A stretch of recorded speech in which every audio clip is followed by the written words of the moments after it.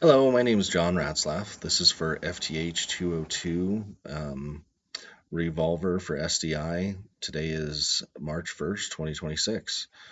First thing I'm going to be doing is I'm going to pick up this firearm and it's pointed in a safe direction, and I'm just going to show you that it is clear.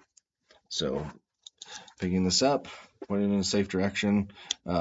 Biggest thing with this guy is want to make sure that show you that there's no rounds in the chamber or in the barrel, and that is the case here that we have. All right, so first things first, I'm going to demonstrate how to remove our side plate. I've already done a little bit of pre-work in it. I've already removed our grip and then our screws. So really what you do is that you actually take your hammer and you tap on this guy here until that side plate comes up. Kind of a little bit easier when we put it on the side here, but you just tap this guy until it pops up. You don't want to do any prying or anything like that.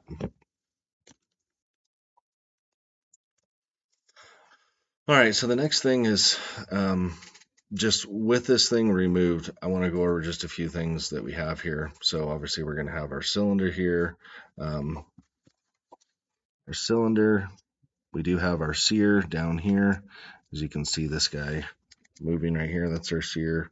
Obviously our trigger, our hammer, and then this plate, this piece that you see right in the back here, that's going to be our arm.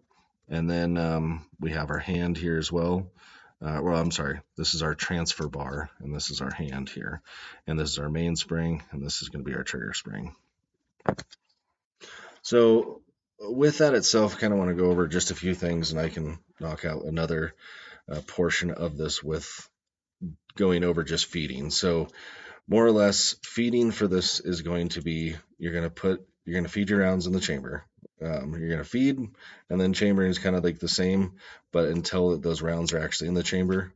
And then as far as locking goes, so locking is going to be when you go for a double action or single action, when you pull the trigger back, it's going to lock itself in place. Obviously, you're going to fire. And then what it's going to do is it's going to unlock itself with going to the next step, which is technically really caulking, and then you'd repeat that step. The ejecting and extracting is only when you actually open your transfer bar and you expose your cylinder to have those rounds extracting and ejecting.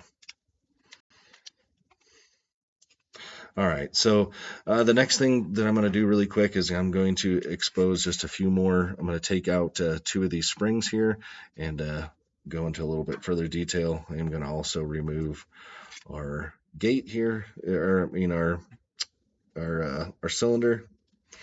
And then what I'm going to do is I'm going to remove our springs. And like we learned, there's a few easy ways to make that happen. But the number one thing with doing that is you can use a paper clip or a few other items, but we're going to go ahead and do that right now.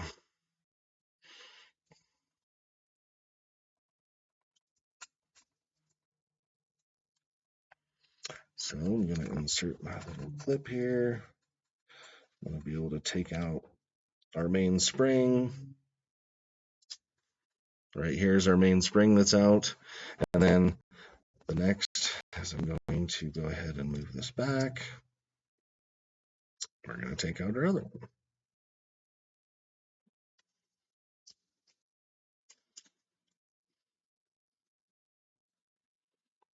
I find that the little thumbtack is a little bit easier than the paper clip, but that's just me. Seems to work pretty well.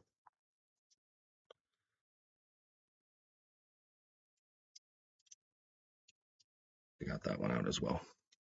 So both of our springs are out. So what I do want to just go ahead and show you is that we have, what we have left is our hammer, obviously with our sears on that.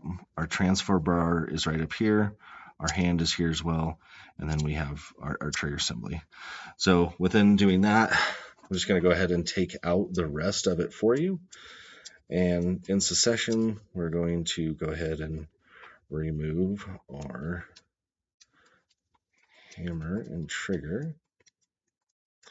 That's a little, you just kind of have to finagle it up a little bit. Sometimes it takes just a little bit to work around that hand to get that sear and the rest of the trigger assembly out. But we do go ahead and have that taken out. Now what we're going to do is we're going to take our hand, remove our hand, and we just got to be careful of that spring and plunger, but we do have our hand removed.